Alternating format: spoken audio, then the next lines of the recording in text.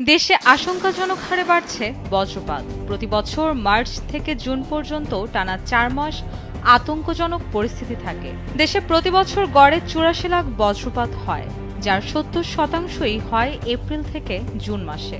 জলবায়ু পরিবর্তনের প্রভাবে দেশে বজ্রপাত এবং বজ্রপাত প্রবণ এলাকা বছর বছর বৃদ্ধি পাচ্ছে।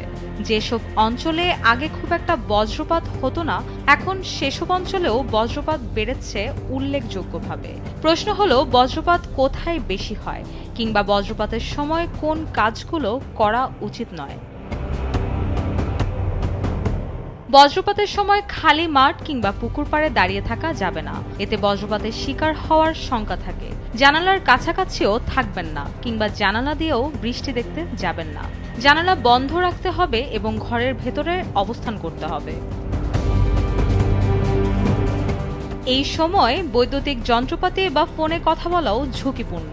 টিনের ঘরের দেওয়ালে হেলান দেওয়া যাবে না, কারণ এই সময় বজ্রপাত থেকে নির্গত অতিরিক্ত ভোল্টেজের সংস্পর্শে মৃত্যু হতে পারে।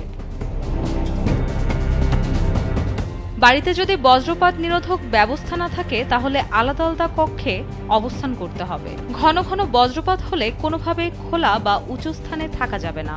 সবচেয়ে ভালো কোনো একটি দালানের নিচে অবস্থান করতে হবে, কারণ উঁচু গাছপালা বা বিদ্যুতের খুঁটিতে বজ্রপাতের সম্ভাবনা বেশি থাকে।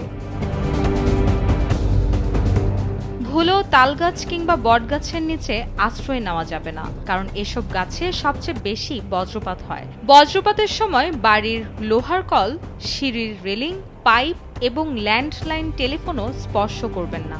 এক কথায়, বজ্রপাতের সময় বৈদ্যুতিক সংযোগযুক্ত সব ধরনের যন্ত্রপাতি স্পর্শ করা থেকে বিরত থাকুন। বজ্রপাতে যারা মারা যাচ্ছেন তাদের ৯৩%ই গ্রামের বাসিন্দা। এর মধ্যে ৭০%ই কৃষক বা যারা খোলা মাঠে কাজ করেন। এছাড়া বাড়ি ফেরার পথে ১৪% এবং গোসল ও মাছ ধরার সময় ১৩%-এর বজ্রপাতের ফলে মৃত্যু হয়।